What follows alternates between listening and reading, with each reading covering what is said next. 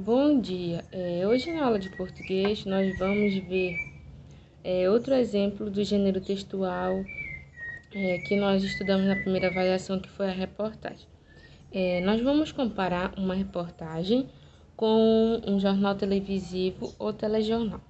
Antes da gente começar a leitura desse texto, né, que é uma reportagem, nós vamos ver algumas características da reportagem e do telejornal. Bem, a reportagem ela pode ser escrita, televisionada ou passada em rádio por áudio, tá? Conforme a sua temática que ela apresenta, ela pode ser publicada ou divulgada nesses meios de comunicação. Bem, ela tem temas variados, tá? Conforme a situação que se propõe no contexto social. Bem, além disso, em relação à escrita dela, ela tem por objetivo passar para os leitores ou quem está assistindo, né, informar detalhes de determinado assunto, apresentando elementos como levantamento de dados, entrevistas, gráficos, tudo depende da temática que ela está abordando. Já o jornal televisivo, como o nome já diz, ele é um jornal que é transmitido na televisão. Conforme as emissoras de TV, os canais, o jornal ele tem duração diferente. Sempre ele busca trazer fatos da atualidade da sociedade ou relembrar fatos importantes. Dentro do jornal há diversos tipos de reportagens, podem ser curtas, longas, com gráficos, com imagens, com filmagens, entrevistas. Algumas delas são curtas e são feitas, são repassadas, né, para o público pelo próprio apresentador de jornal. Tá? Geralmente as reportagens são feitas pelos repórteres e apresentadas pelos jornalistas ou por apresentadores. Tá? Nós vamos ver agora, nós vamos fazer a leitura, né, de uma reportagem, e ela mostra dados sobre a música em relação à saúde. Primeiro ela vai falando sobre um estudo feito no Canadá e depois ela mostra alguns gráficos e dados sobre a música em relação à saúde e também a preferência das pessoas pelos tipos musicais, pelos gêneros musicais. Olha, aqui nós temos sempre aquela introdução que o livro nos passa, né? Fazendo algumas perguntas, questionamentos para a gente fazer antes da leitura, tá? A música é uma forma de arte capaz de conquistar todo mundo, não é mesmo? Você sabe que, além de nos entreter, ela faz bem para a saúde? Lendo o título do texto a seguir, você consegue imaginar como ela pode nos tornar mais saudáveis? Nós vamos ler, tá? A reportagem agora. O título da reportagem é Música que faz bem para a saúde. Ouvir músicas que dão prazer melhora o humor das pessoas, segundo o estudo feito pela McGill Universidade do Canadá. Testes feitos em voluntários mostraram que o nível de dopamina, que é uma substância produzida no cérebro que dá a sensação de prazer, aumenta 9% quando as pessoas escutam melodias que gostam. Para chegar a esse resultado, os pesquisadores usaram aparelhos que medem a quantidade de dopamina, a temperatura do corpo, a frequência dos batimentos cardíacos, entre outros fatores. A aluna Manuela, de 7 anos, do Colégio Dante, diz que música traz alegria para as pessoas. Fã de rock, ela conta que começou a fazer aulas de piano quando tinha 6 anos. Eu adoro e tenho uma amiga que faz aula comigo. Quando minhas amigas vão para casa, eu toco para elas, afirma. Para escutar músicas, crianças como Caetano, de 9 anos, e Bianca, de 8 anos, utilizam a tecnologia. Caetano, que gosta de Tim Maia e dos Beatles, costuma ouvir no YouTube e no celular. Já Bianca ouve algumas canções no tablet e outras no rádio do carro com meu pai. É, assim, aqui nós temos uma parte da reportagem, tá?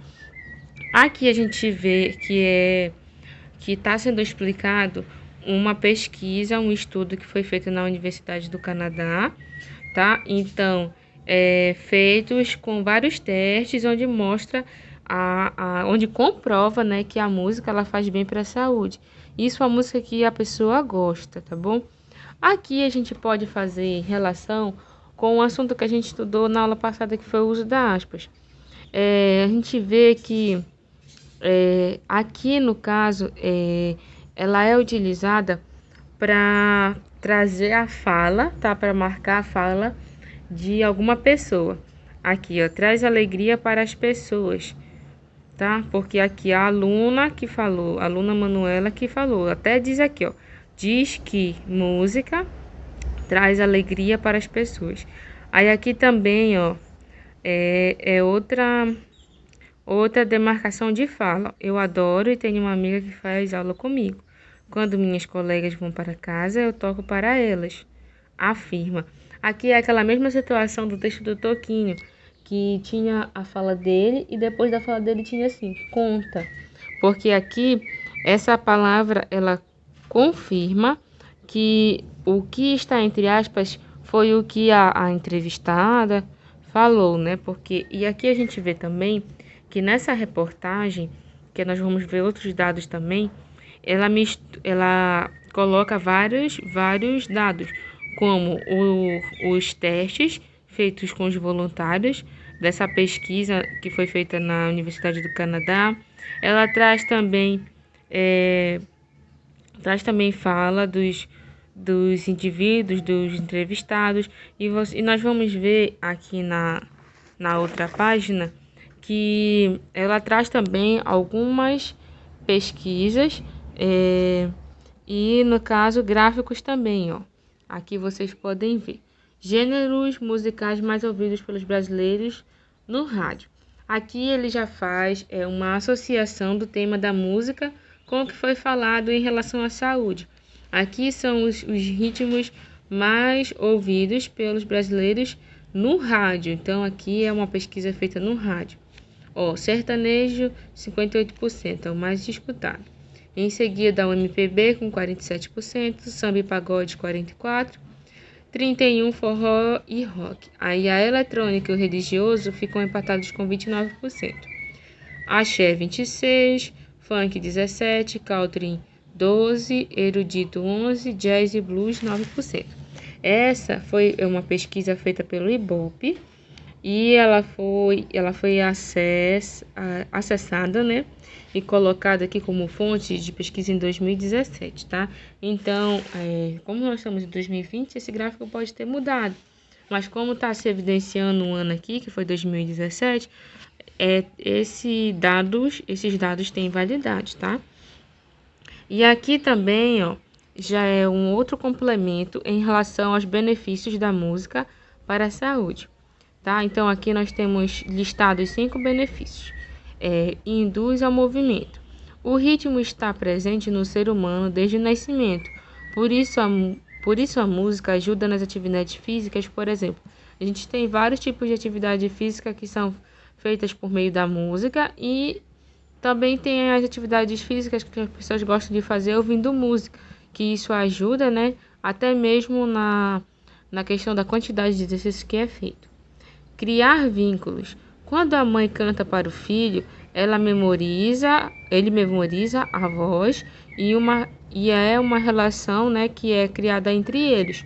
Ou seja, não é só a música que a gente encontra nos CDs, no YouTube, mas também as canções que são ouvidas por nós, são cantadas por outras pessoas que nos fazem ter boas lembranças. Fortalece a memória. Responsável por armazenar as últimas palavras lidas em um texto e estimula novas conexões no cérebro. Muitas pessoas, quando estão estudando preferem ouvir música enquanto estudam, porque para algumas pessoas a música ajuda a fixar o que está sendo estudado. Melhora a comunicação. A música desenvolve a linguagem, a fala e aumenta o vocabulário, porque dependendo do ritmo, da letra das músicas, há uma vasta variedade de vocabulário, de palavras. Ameniza a dor e o medo. Ao cantar, a pessoa muda o foco e se distrai da dor e do medo, tirando a atenção do problema. A música também ela é muito utilizada em terapias e fisioterapias também. Tá? Isso aqui, ó, é música que faz bem para a saúde. Foi tirada de São Paulo, tá? Magia de Ler, na página 90, número 90, em março de 2017.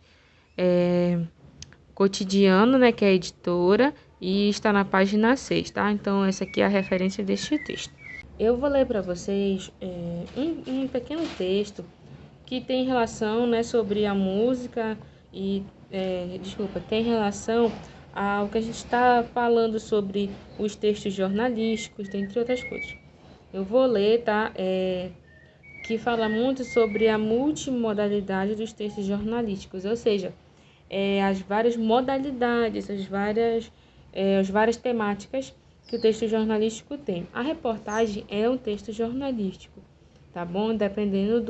E tudo depende do tema que ela vai abordar. Os textos jornalísticos circulam após terem sido objeto de um design complexo e evidentemente multimodal. Texto, layout, imagens, gráficos se articulam de forma a construir um design que pauta o dia a dia de nossa sociedade. Isso é um exemplo do que a gente viu aqui. Além dos textos, tem gráficos, tem outras informações.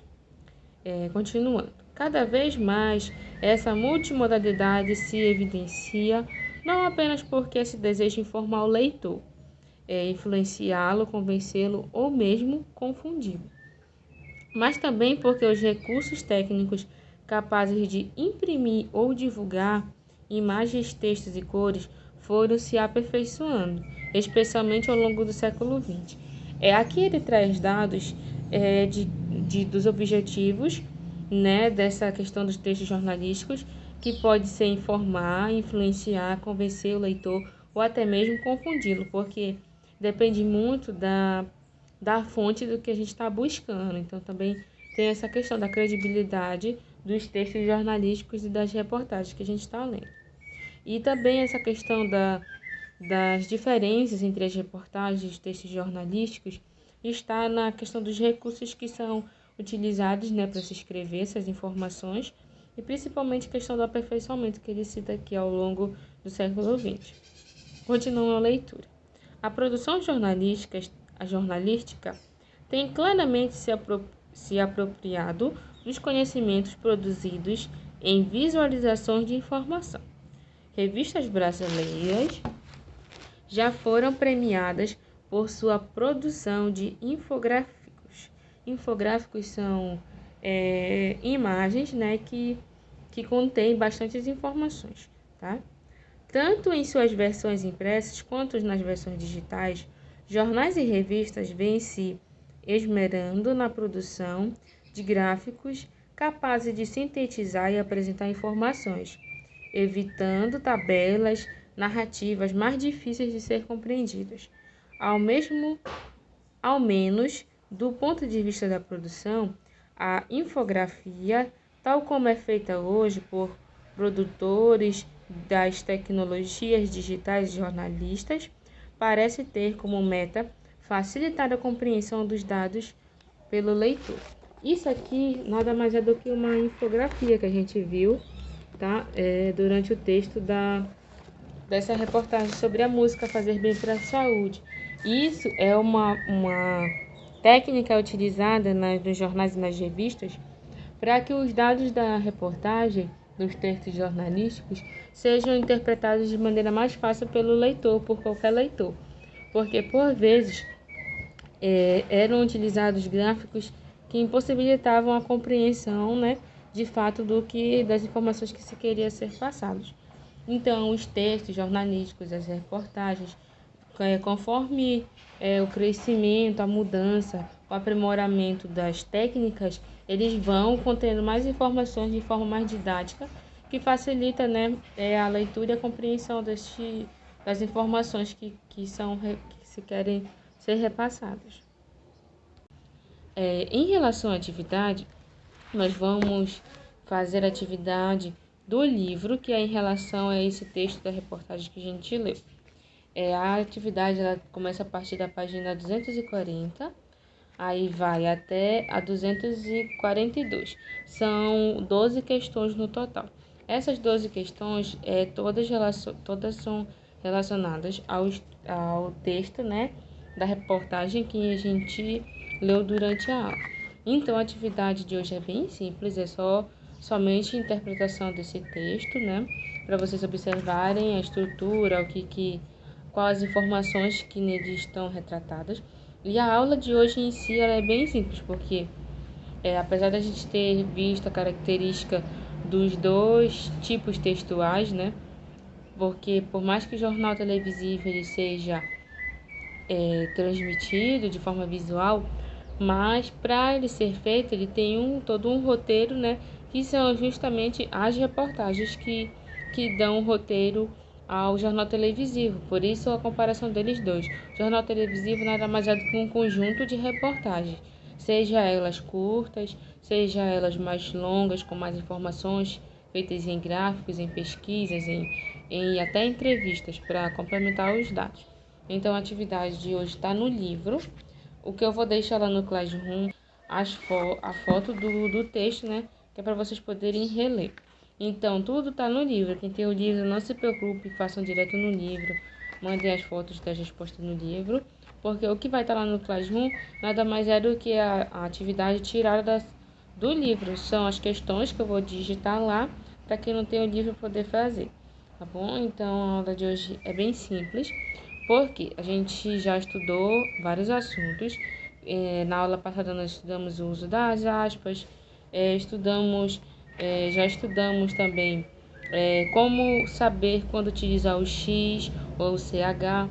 Nós vimos também a questão da entrevista, nós relembramos também algumas coisas. E eu resolvi passar a aula de hoje bem simples, porque devido a que na próxima aula nós vamos começar um assunto mais um pouquinho difícil.